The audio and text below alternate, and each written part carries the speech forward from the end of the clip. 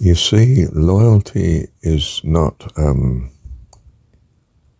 itself a principle of heaven, because there is no disloyalty. Not sure if I've said that at all clearly.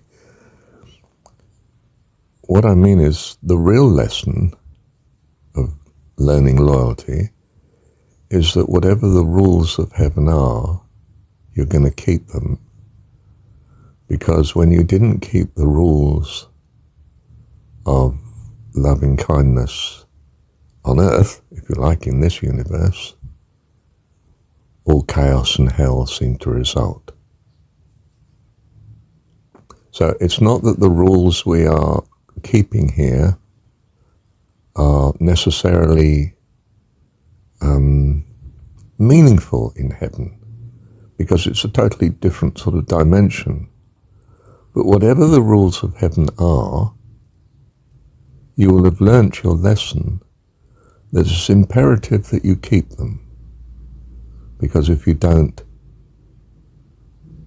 there are terrible consequences, and you're impressed of the reality of such, are sufficient to keep you for eternity in the goodness of heaven.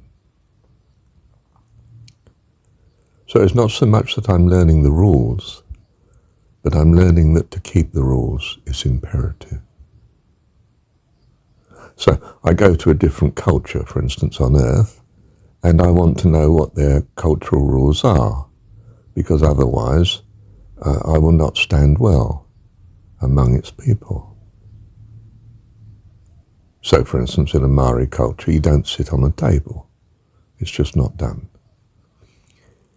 In an English culture, you don't interrupt the speaker in a traditional setting. You're marked as a heckler and someone who, well, really should be thrown out.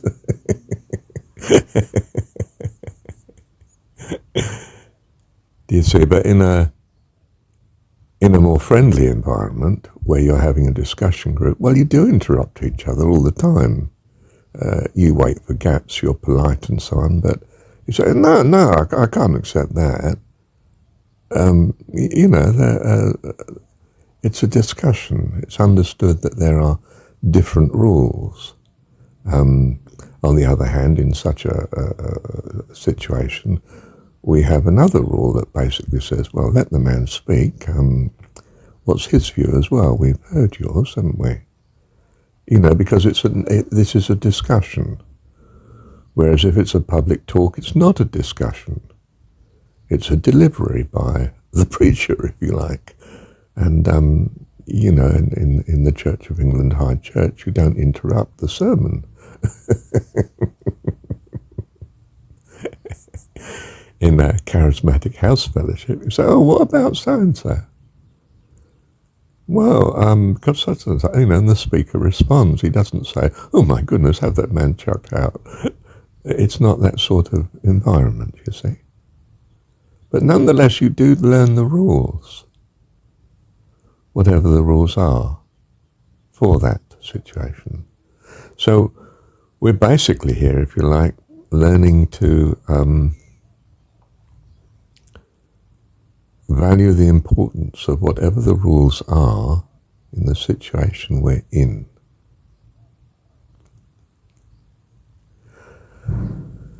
So, let me try and give a realistic example. On Earth, we do have wars. We protect our nation against another nation that's going to attack, and it's considered right to protect your nation. You kill in a war, but it's not murder, apparently, with the state. Not your state. The other state may see it as murderous, of course,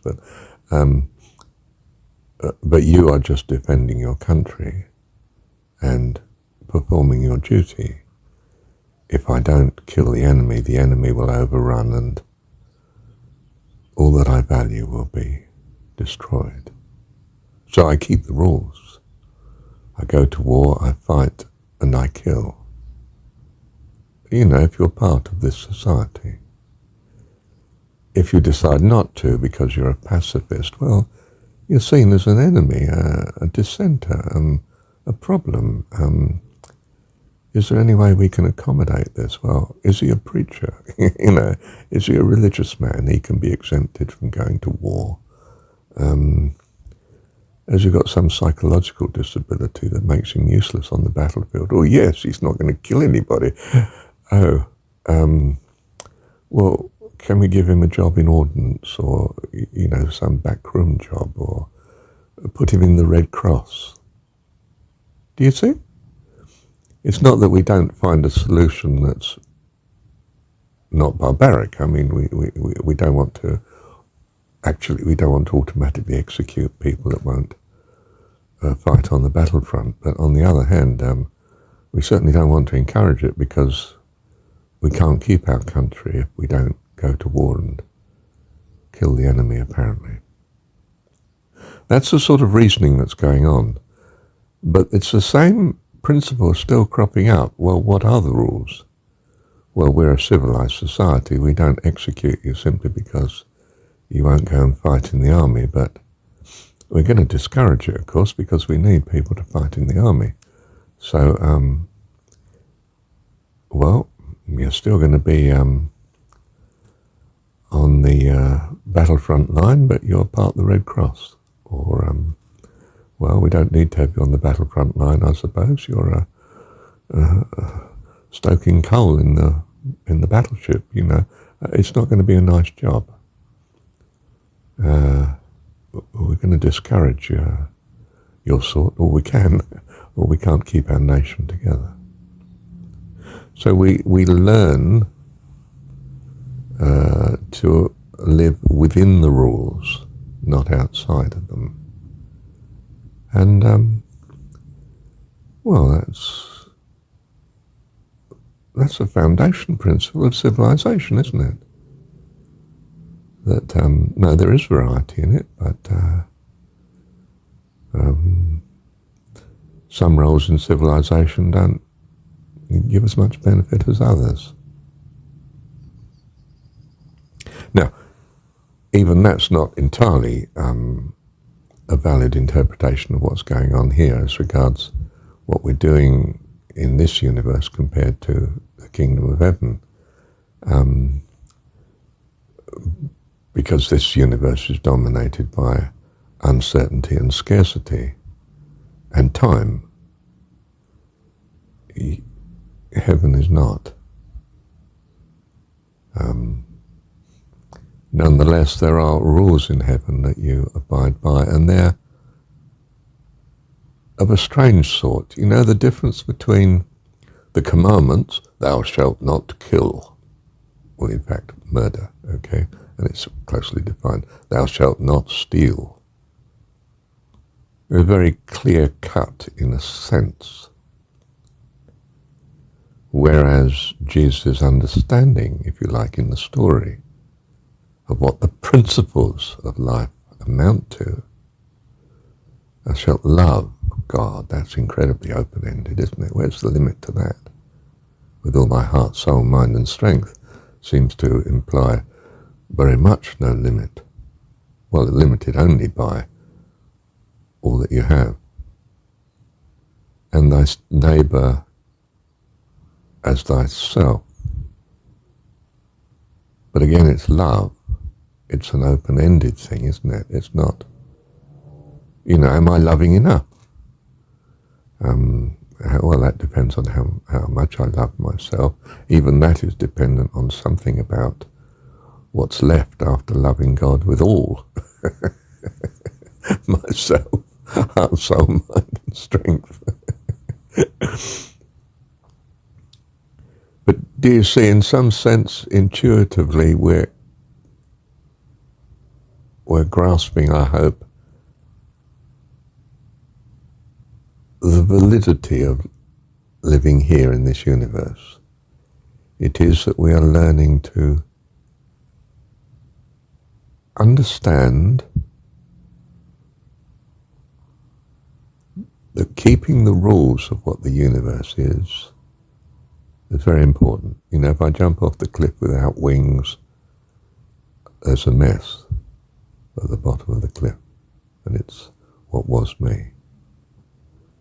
I'm learning fast that you don't jump off cliffs without wings.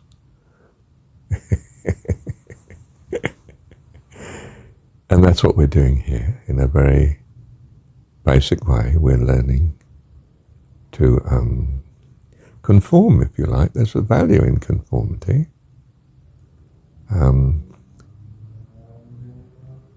If there's a trust. If, on the other hand, there's a conformity without the trust, it's because we are being forced, and it's against our will.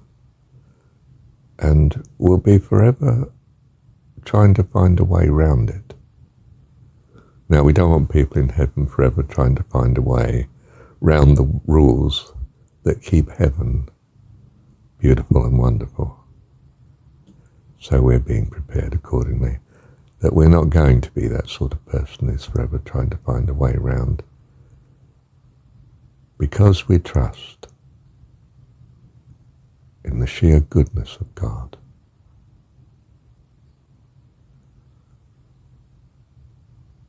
We have defined him to be not some self-centered, malicious dictator, but one who loves us.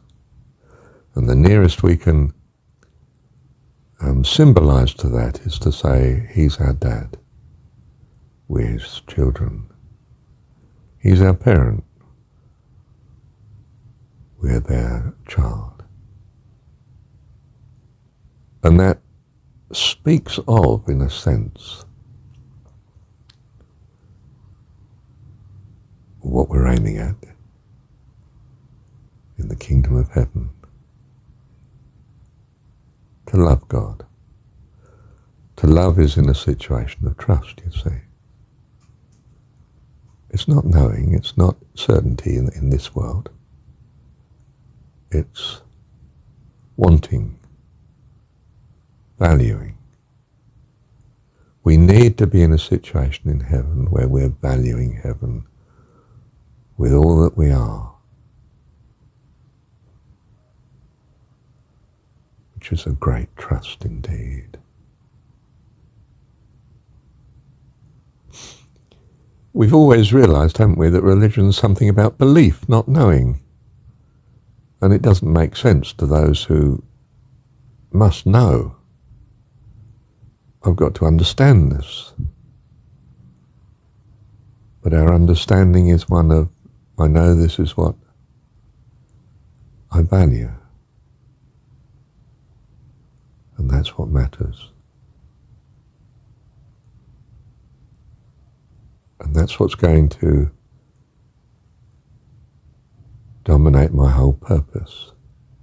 In fact, is what dominates my whole purpose, what I truly at heart trust.